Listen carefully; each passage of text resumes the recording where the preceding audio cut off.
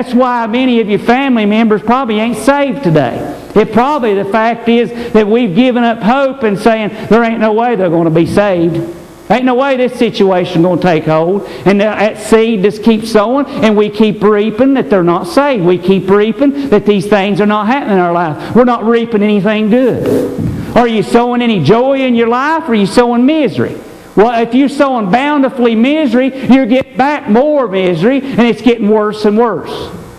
Won't you try to sow a little joy? Won't you try to get up in the day saying, I can have some joy. You can set the pace of your day. You can set it. You can set it when you get up in the day saying, man, it's going to be the worst day ever. I've heard this out of Lisa, myself, and many of us when we talk about, boy, today's going to be a tough one. There's a lot to do. Boy, it's going to be bad. But we sowed it and we sure reaped it.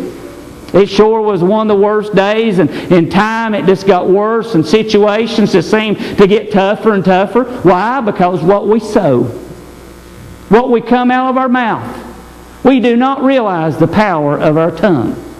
We do not realize the power of our own words and what we speak. We don't have a clue of what it is. But God has given us the mysteries to say, man, you can change every bit of this if you'll just listen. You can change it all if you'll just change the way that you talk and the way that you think and the way that you do things. I gave the word to it. I said one word. He said, take no thought. So what does that mean? We can take no thought. That means you can go through life without taking thought about things. When He spoke life to that, people can sit right here and say, I can't go through life without thinking. Well, then God's a liar. Because His Word says you can take no thought. That means you don't have to think of these things. You don't have to worry about them. You don't have to speak bad of them. But are you speaking the promise of Word when sickness comes against your children or against your family? Are you speaking promise of healing and speaking that everything's going to be fine? Or are you speaking, oh my God, what are we going to do? You know, we can come into church.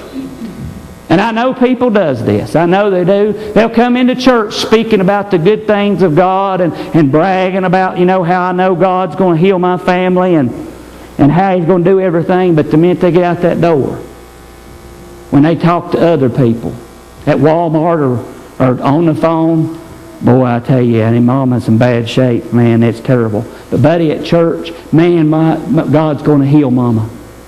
You know, that's a double-edged sword. You know, you ain't sowing good seed like that. That's double-minded. That's sowing, and you ain't going to get no answer for that prayer. But there's many people that really does that in life. They really will speak good. Or their pastor, man, you know, I've had many people apologize to me for cursing or whatever they do. And I've told them many times, I said, don't apologize to me. I'm nobody. I said, man, you got to apologize to the man. That's it. You got to apologize to Jesus. Don't worry about me. I'm just a person.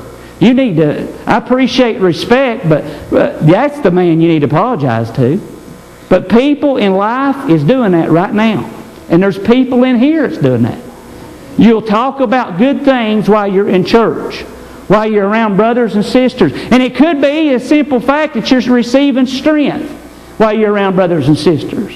But when the weakness of being out there one-on-one with the enemy gets you worried and concerned about it, and you begin to sow the bad seeds and the hard situations and the problems and the things that it just continually compounds you.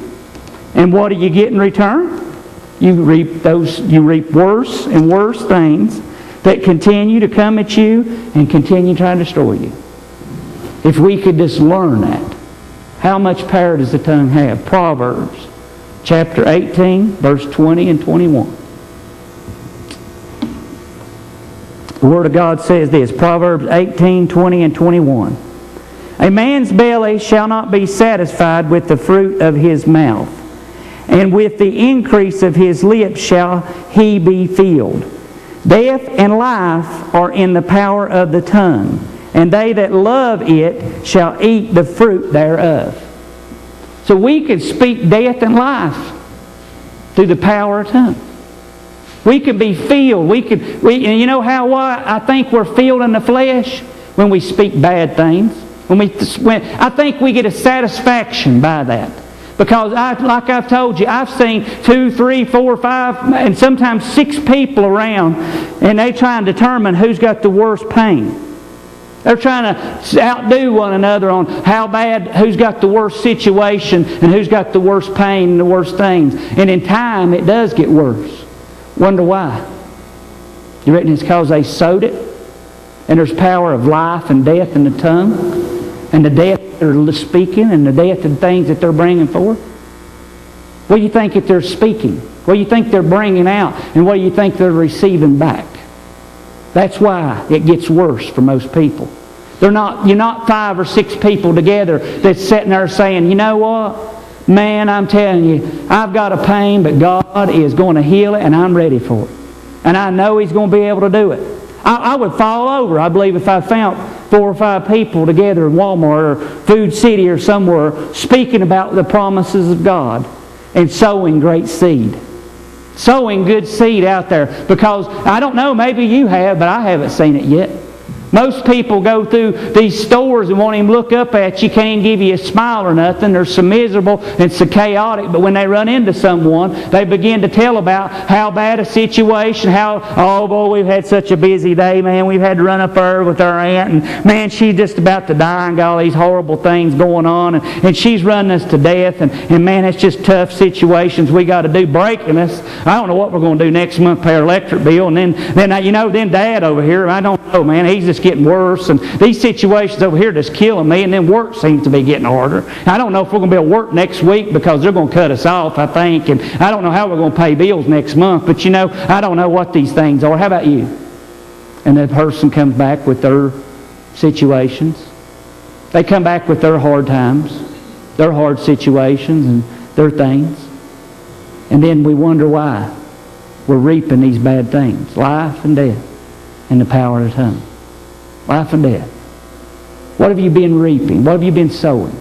What have you been bringing forth? What have you been putting out there? What have you been putting out there? Because your flesh wants to talk about that. Your flesh really does. Your flesh wants to bring these bad things out. It does. It wants to talk about these bad things. And of course the enemy's input is bringing things to mind, and then I forgot. Yeah, and my aunt's got cancer too, and they don't think she's going to make it 2 weeks.